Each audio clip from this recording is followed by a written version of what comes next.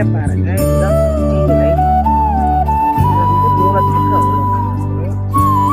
நல்லா விளக்கா. இது வந்து குட்டி இலை பேர் தான்.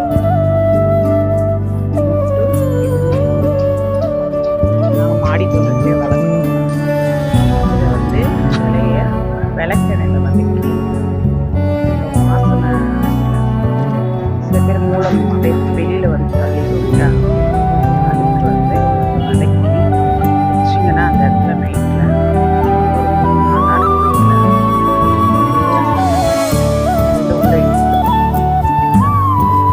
உள்ள மாடி தோட்டத்தில் வச்சு எங்கன்னா கிடச்சிதுன்னா